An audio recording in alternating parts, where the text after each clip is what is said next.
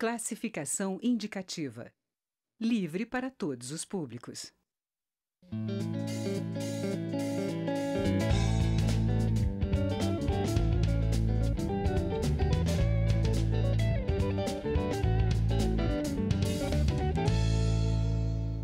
O Palavra Aberta conversa com o deputado Benis Leocádio, do PRB do Rio Grande do Norte.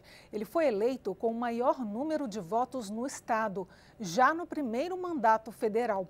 Tem como bandeiras o municipalismo. Ele foi eleito vice-presidente da Frente Parlamentar Mista em defesa dos municípios da CNM, a Confederação Nacional dos Municípios. Eu sou Aline Machado e este é um programa da Rádio e da TV Câmara. Deputado Benis Leocádio, muito bem-vindo aqui no Palavra Aberta. Eu queria começar então pela revisão do Pacto Federativo, que é uma pauta que foi colocada tanto pelo governo Bolsonaro quanto a reivindicação de vários parlamentares na Câmara e no Senado. Como rever esse pacto que foi criado lá na Constituição de 88, sendo que a União também se encontra em situação difícil financeiramente? Aline, eu diria que o Pacto Federativo ele vem de governos passados e após a promulgação da nossa Constituição de 88, e como você colocou muito bem, é a vontade dos municipalistas e dos entes federados. Os estados e municípios pós-88 tinham uma participação no bolo tributário nacional antes da nova Constituição e outra após a mesma, que é o que acontece hoje. Nós não temos mais a condição de fazermos um planejamento nos municípios para a realização do atendimento básico, da saúde, da educação, da assistência, e, na verdade, foram transferidas novas responsabilidades sem o devido recurso. E aí, como a gente avalia hoje as políticas públicas? Será que a saúde no país está bem? Será que a segurança vai bem? Será que a educação tem avançado?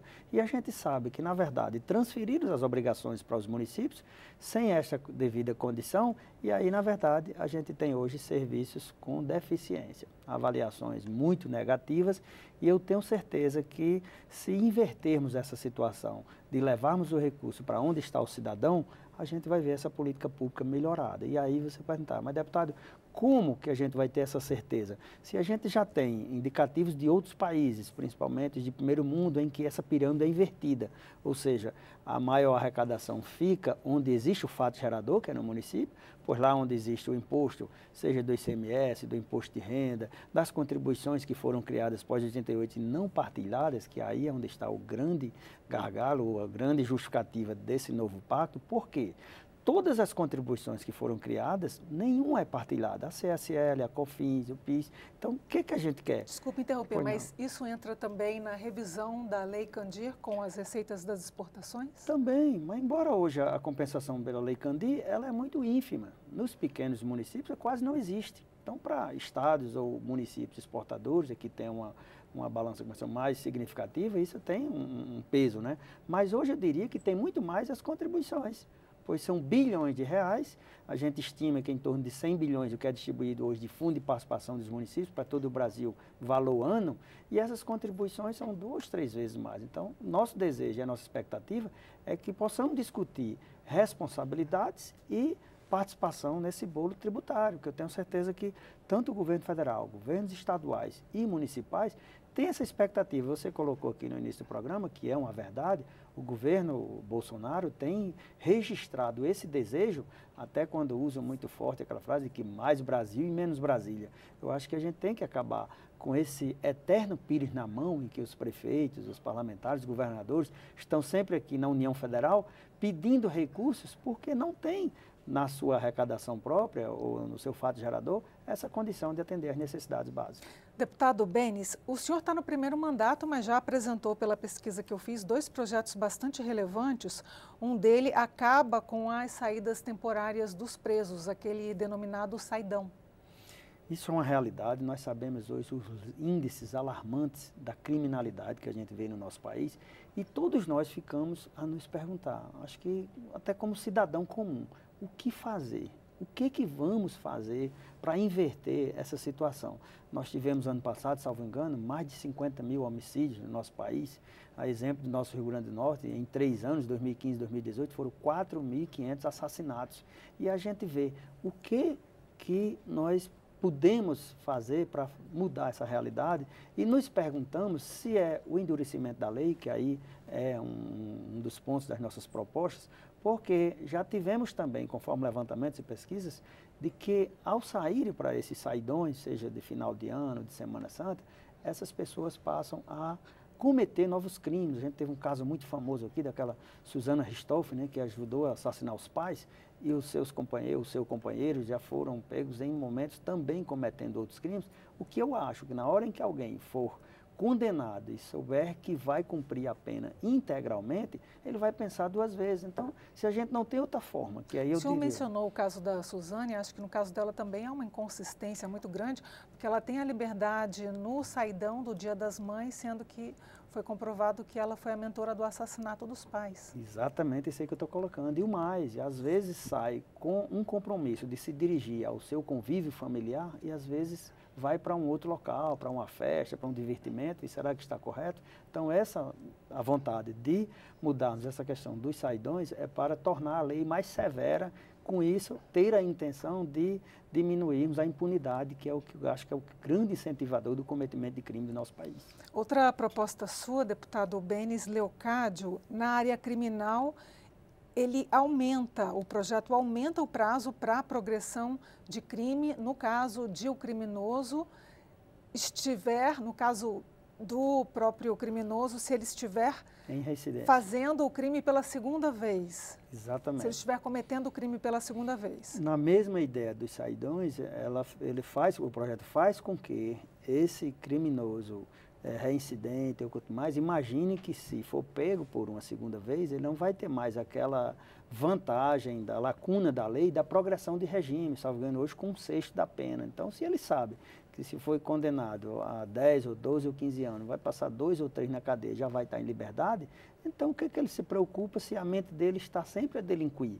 Então, com isso, ele vai ficar também consciente de que, ao ser sentenciado, ao juiz prolatar a sentença de sua condenação, ou tribunal de júri, ele vai ficar pelo tempo integral, sem essa chance de estar regredindo de regime para ir para o aberto ou semiaberto, e que para ele é, na verdade, uma liberdade, porque está dormindo no presídio e durante o dia está cometendo crime, está se consociando com organizações criminosas, essa mente não vai se ressocializar. Então, essa é a vontade também do projeto. Esses projetos, eles já estão tramitando, são desse ano, o senhor é de primeiro mandato, já apresentou, eles já seguem o curso normal foram apresentados agora, e a gente também torce para que alguns pontos do projeto de leis, do pacote anticrime apresentado pelo ministro Moro, possa também avançar, e alguns deles até contemplam essa questão da progressão de regime, e a gente tem certeza que o momento pede que a gente possa aqui no Congresso Nacional, seja membro da Câmara ou do Senado,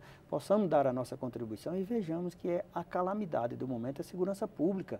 Acho até que prioritariamente deveria ser discutido, independentemente de qualquer outro projeto ou reforma ou emenda constitucional que esteja tramitando nessa casa. Até porque faz pena a gente ver, como eu vi agora a PEC 33 de 2012, que prevê a redução da maioridade penal, tramitou aqui na Câmara, foi para o Senado e, infelizmente, em dezembro último foi arquivada. Então, 4 anos em vão, você fica lutando para a aprovação de uma matéria e sabendo que ela será fundamental para a gente inverter essas estatísticas de crime no nosso país, e, ao final, a gente tem a tristeza de saber que voltou a estaca zero. Então, defendo até, e estou pedindo também o desarquivamento dessa emenda, dessa PEC, né, que foi arquivada lá no Senado, através da liderança do nosso partido, o PRB, e eu espero que a gente tenha sucesso, porque vamos estar dando uma contribuição muito grande ao endurecimento da lei penal, que é o que a gente precisa ajustar em nosso país no momento. O senhor tem expectativa de quanto essa pauta deve andar aqui no Congresso? Porque, naturalmente, com tantos olhares voltados para a reforma da Previdência, o pacote anti-Moro, anticriminalidade do Moro, ficaria para depois. Eu acredito que ela possa tramitar. Eu sei que a reforma, a nova Previdência vai tomar a maioria do tempo, dos debates, da discussão aqui do Parlamento, mas ela não vai ficar em todas as comissões ao mesmo tempo, ela não vai estar no plenário ao mesmo tempo. Então, com certeza, todos os outros parlamentares que têm os seus projetos nesse sentido de melhorar a segurança pública, devem também caminhar. Como eu estou falando, não é a questão de urgência, a calamidade, seja segurança, seja saúde, eu acho que nós temos a obrigação, do que for possível, fazermos esses projetos tramitarem com mais celeridade, estaremos dando uma grande contribuição ao nosso país e às famílias, principalmente aquelas que passaram, e aí falo aqui com propriedade, quem já viveu a perda de um ente familiar em função da violência urbana que a gente vive hoje, ele vai pensar inúmeras vezes que a gente vai estar com certeza dando uma contribuição para que outras não venham viver essa triste realidade, a dor pela perda dos seus entes queridos, quando a gente sabe que o Estado está falhando. Ele que tem a obrigação de nos oferecer segurança, infelizmente a gente não está tendo. Esse é Deputado, para a gente terminar a nossa conversa aqui no Palavra Aberta, quais as expectativas que o senhor tem para os 4 anos de mandato, é a sua primeira vez aqui na Câmara Federal? Eu espero que o Parlamento, que agora assumiu para essa 56ª legislatura, ele tenha a mesma vontade que eu tenho, de um Congresso reformista, de um Congresso que possa realmente ter essa consciência de cumprir aquilo que a sociedade exige, espera, que são melhoras ou contribuições para mudar essa realidade que a gente vem vendo há muito tempo.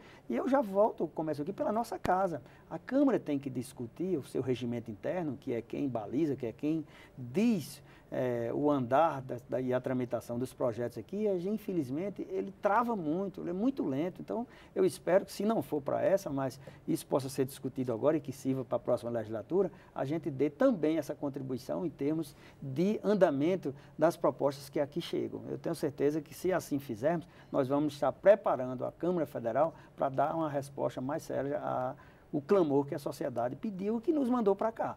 A grande renovação ou mudança que teve no Parlamento brasileiro, tanto na Câmara como no Senado, foi exatamente as pessoas colocando isso. Eu estou insatisfeito com o que aí está. Então, vamos mudar para ver se isso realmente tem uma diferença, se alguém que aqui chega com a mente renovada ou com a esperança de que, claro, individualmente é impossível a gente fazer a aprovação de um projeto, seja qual a proposta aqui nessa casa. Mas se todos tiverem essa consciência, eu tenho certeza que ao final a gente vai poder olhar e cada um responder. Valeu a pena a contribuição e o esforço de cada um.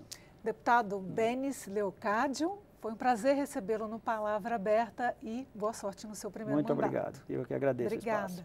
Obrigada.